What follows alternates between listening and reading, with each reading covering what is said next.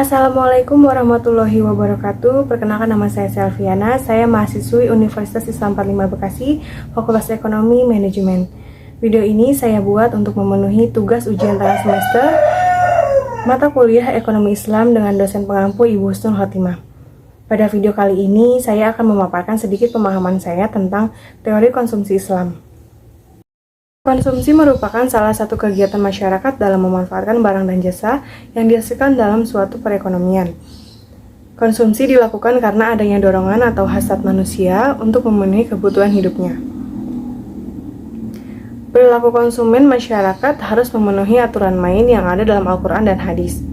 Barang dan jasa dalam memperolehnya diperlukan suatu pengorbanan, misalnya ditukar dengan uang atau bentuk penukaran lain. Itulah yang disebut dengan barang ekonomi.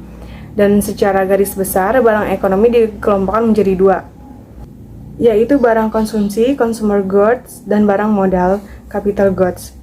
Consumer goods adalah produk akhir yang digunakan oleh konsumen karena produk tersebut merupakan hasil akhir produksi dan tak membutuhkan proses lebih lanjut. Contohnya, Anda membeli makanan atau minuman di minimarket. Untuk mengkonsumsinya, Anda tidak perlu memprosesnya lebih lanjut sehingga manfaat dari produk tersebut dapat langsung dirasakan oleh Anda. Di sisi lain, consumer goods berbeda dengan capital goods. Capital goods adalah barang-barang yang digunakan untuk memproduksi barang kembali. Biasanya capital goods digunakan untuk keperluan usaha atau bisnis, misalnya seperti mesin, komputer, dan lain sebagainya.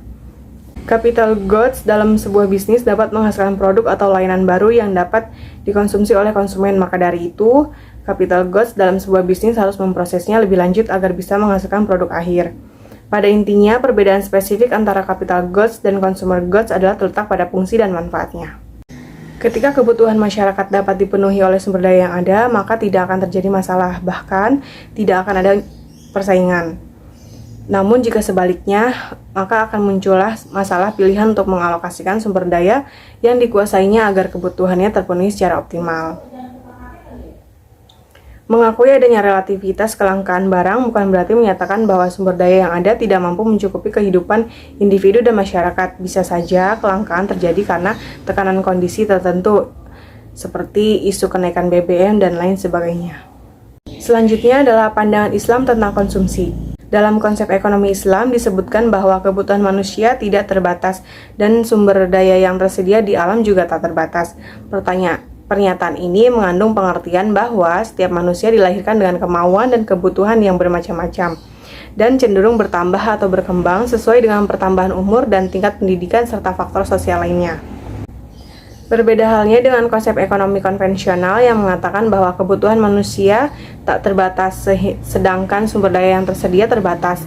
Ini berimplikasi pada perilaku manusia yang memanfaatkan sumber daya yang ada secara bersaing. Faktor kompetisi sangat menentukan dalam perolehan sumber daya yang diinginkan. Perilaku konsumen menurut Islam itu komprehensif dan mengutamakan etika, mulai dari pemilihan barang sampai penggunaannya dan terakhir manfaat yang didapat dari barang yang dikonsumsi tersebut. Semua memiliki etika dan aturan dalam Islam, baik untuk masalah dunia maupun akhirat.